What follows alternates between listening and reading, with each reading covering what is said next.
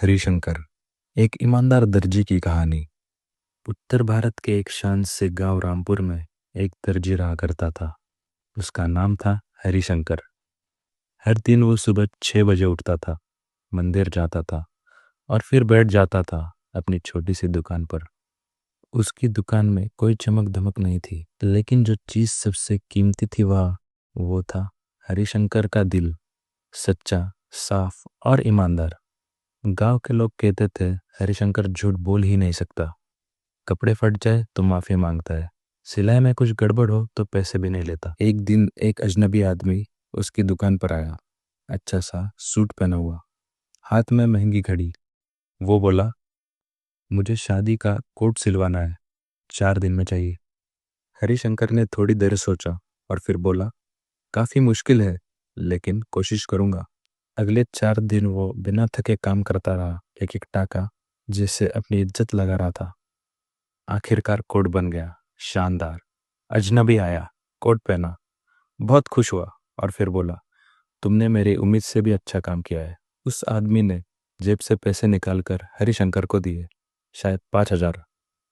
हरिशंकर ने भी वो पैसे बिना गिने ही रख लिए और फिर वो आदमी चला गया। कुछ देर बाद हरिशंकर ने सोचा, चलो पैसे गिन लेता हूँ। गिने तो देखा 5 नहीं, 50,000 थे वो। उसका दिल बहुत ही जोरों से धड़कने लगा। एक पल के लिए रुक ही गया। वो सोचा, शायद भगवान की तरफ से इनाम है, मेरे मेहनत का फल। लेकिन अगले ही पल उसकी अंतरात्मा बोली, ये तुम्हारे पैसे नहीं है हरिशंकर। वो दौड़ पड़ा बस स्टैंड की तरफ, जहां वो अजनबी आदमी शायद जा रहा था।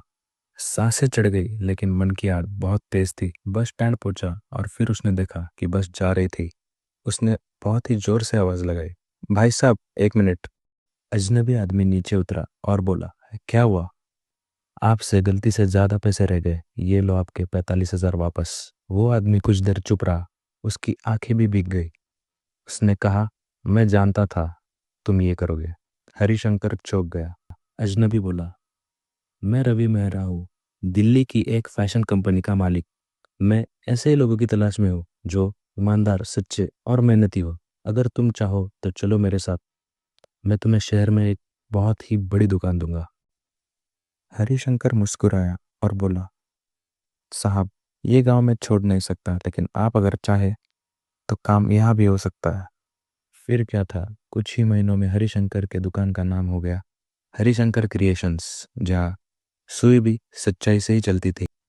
कुछ लोग बोलते हैं अमीरी पैसों से आती है, लेकिन असली अमीरी भरोसा और इज्जत से आती है।